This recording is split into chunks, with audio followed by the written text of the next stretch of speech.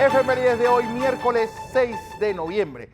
Bueno, y vamos a empezar, pues, como buen primera semana, estos primeros días de noviembre, alguno de ellos cayó martes.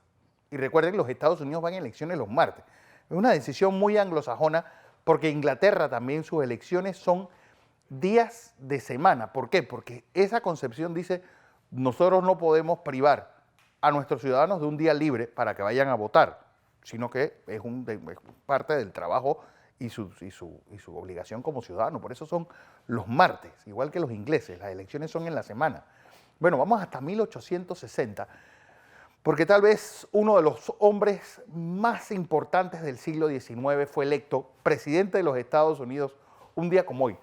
Imagínense un hombre desgarbado, con esa barba pues rara, pues un hombre pobre, porque nació pobre en una cabaña, hecho a sí mismo, pues llega a la presidencia de los Estados Unidos, pues en Estados Unidos en medio de una verdadera bomba, hecha una bomba de relojería. ¿Por qué? Porque obviamente hubo una caída de los precios de las materias primas, pues el norte necesitaba mano de obra urgente en esa dinámica, pues esa dinámica que los Estados Unidos se estaba convirtiendo en una superpotencia. ¿Y de dónde sacaban la mano de obra urgentemente? Bueno, ¿qué pasa si liberamos a estos esclavos del sur y los convertimos en obreros? Esa era la concepción. Así, bajo esa premisa, es electo Abraham Lincoln. Después de varias veces, o 2 veces intentó ser candidato a presidente, 3 veces trató de ser senador. Bueno, una carrera política de esas que siempre han dicho que lo más difícil de un hombre no es caerse, sino levantarse. Bueno, que Abraham Lincoln se levantó. Y con esa pinta, pues llega a la presidencia de los Estados Unidos. No olvidemos que este hombre también era un gran orador, pero un gran orador, si uno lee los discursos, sobre todo sus escritos, él era un hombre muy creyente en que había una deidad, y sobre todo la muerte de su hijo le provocó pues una tristeza profunda, además que estaba casado con una verdadera demonio, es decir, una mujer que le hizo la vida bastante difícil. Bueno, él llega a la presidencia de los Estados Unidos. Yo les recomiendo que vean la película Lincoln, bueno, además de la maravillosa actuación de Daniel Day-Lewis, pues para que vean que la política tiene esas cañerías sucias y siempre se mira en el bien ulterior, no importa cómo se llegue. Incluso un hombre honesto, porque no hay duda que Abraham Lincoln siempre fue un hombre honesto, que decían que nunca mentía. Que siempre que comparaban a Nixon con Lincoln decían, el problema es que Lincoln nunca mentía y el problema es que Nixon nunca decía la verdad.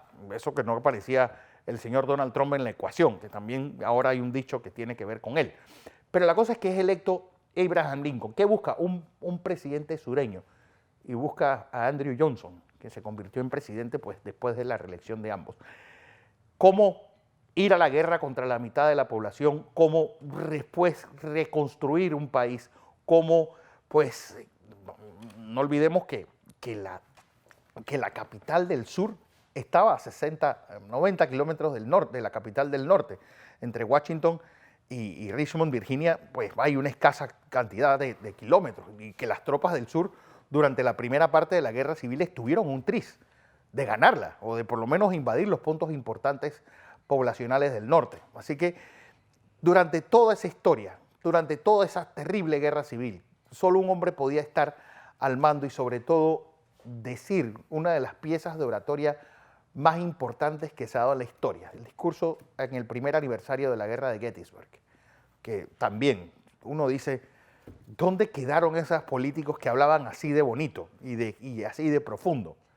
Pues, y es un discurso corto, es un discurso que apenas dura 2 minutos, si uno lo lee de corrido. Vamos a 1917, porque hablando de gente pues, que cambia la historia, pues, sin lugar a dudas, Vladimir Ilich Lenin, mejor conocido como Lenin, pues es uno de los intelectuales más importantes de inicios de siglo. Bueno, él lidera a un grupo muy pequeño de personas a una revolución que cambiaría la historia total del siglo XX.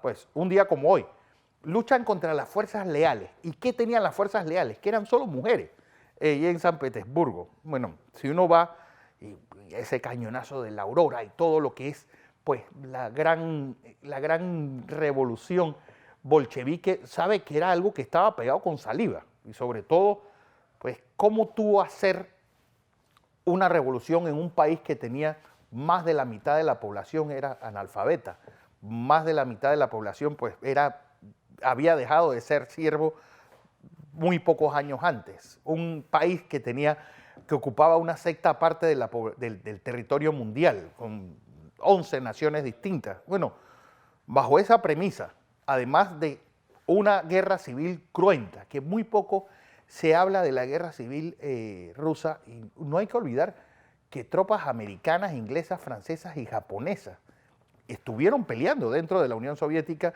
en los primeros años de la revolución, junto a los rusos blancos. Bueno, los rusos blancos, su gran fracaso, el almirante Kolchak, dice que nunca mandes un almirante a llevar una guerra terrestre. Y así le fue. Vamos a 1928, porque otro presidente que le tocó las duras es este hombre. Herbert Hoover es electo un día como hoy, junto al primer candidato católico de la historia de los Estados Unidos, el alcalde de Nueva York, Al Smith. Hoover lo logra vencer. El chico maravilla, le decía Calvin Coolidge, cuando le dijeron, se está calentando la economía, presidente. Algo hay que hacer porque las bolsas están pues ya muy alcistas y esto puede provocar un crack. Dijeron, dejen que el chico maravilla arregle esto. Así le decía a Herbert Hoover, el presidente Coolidge. Bueno, el chico maravilla siempre era un hombre muy promercado, a pesar de que había vivido en muchos países del mundo, había sido pues estudiante de la Universidad de Stanford. Él decidió dejar que el mercado se arreglase y el mercado lo que hizo fue pues acabar él mismo. Bueno, y con él el crack de 1928. Su gran legado, pues la Hoover Dam, aquella represa. ¿Por qué? Porque él dice un país no puede industrializarse si no tiene energía. Por eso se crea la Hoover Dam y por eso su sucesor, Franklin D. Roosevelt, hace esa autoridad del Valle del Tennessee, donde también pues crean una gran hidroeléctrica para crearle energía y sobre todo energía hacia el oeste.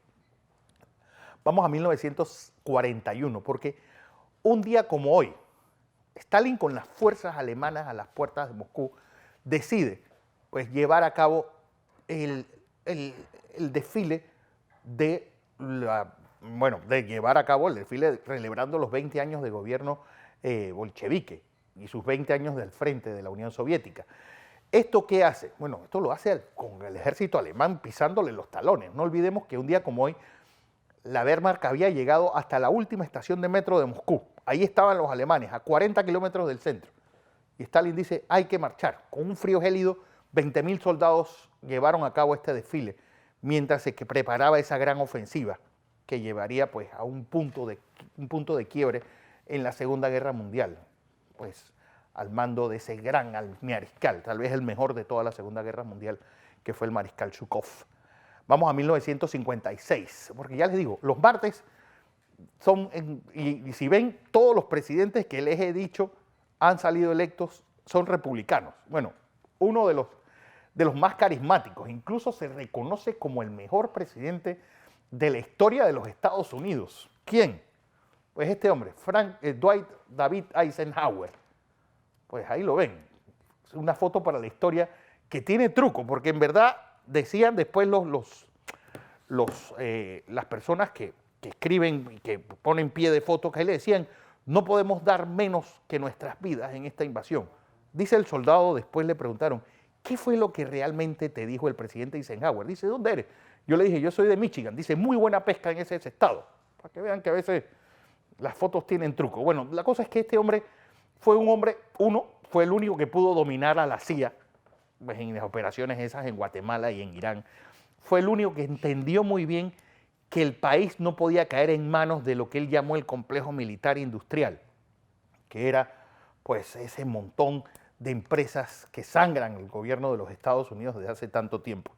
Bueno, él, además de una economía muy saneada y sobre todo, pues un país que hegemónicamente demostró pues, que el poder de los Estados Unidos en esa segunda mitad del siglo XX era indiscutible, sobre todo en esos años 50. 1984, hablando de republicanos, y este se ha convertido casi en una especie de mito. Ahora mismo la fobia de la parte conservadora republicana es ponerle Ronald Reagan a todo lo que encuentren, a portaaviones, a casas, a librerías, bueno, no en España, que muy pronto salga una ciudad Reagan. Bueno, Ronald Reagan también unos orígenes iguales a los de Lincoln, nacido en Illinois, pues también una universidad bastante rara, Eureka University se graduó este hombre, que hizo su labor como actor, pero pues no era buen actor, pero sí era buen dirigente sindical.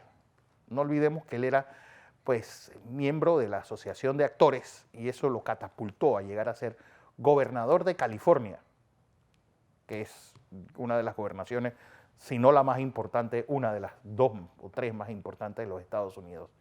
Pues su legado, la Reaganomics, su legado, haber sido el hombre que entendió muy bien que la forma de derrotar a la Unión Soviética era implosionándola, no invadiéndola. ¿Y qué hizo? Pues los hizo gastar mucho más allá de la cuenta con su proyecto de la Guerra de las Galaxias. Bueno, una Guerra de las Galaxias que más temprano que tarde los Estados Unidos terminarán pagando con esa deuda imponente que tienen. ¿Cuál es su filosofía del libre mercado? Y encima se consiguió a una compañera ideal en Margaret Thatcher. Vamos a 1991 porque pues, en medio de la implosión de la Unión Soviética, un día como hoy, cierra la KGB. Ahí está su edificio imponente en la plaza de Lubyanka. Bajo esos sótanos, bueno, se inventaron la mitad de las torturas que hoy se practican en el mundo y se mató gente a gallas, pero ahí está, en la plaza de Lubyanka. Solamente de pasar enfrente hay gente que se le eriza el pelo. A mí, pues, la verdad es que es una de los edificios del terror, una casa del terror realmente, que desde la revolución, desde 1917 o 18, pues esta ha sido la sede de este servicio de seguridad interna del Estado soviético.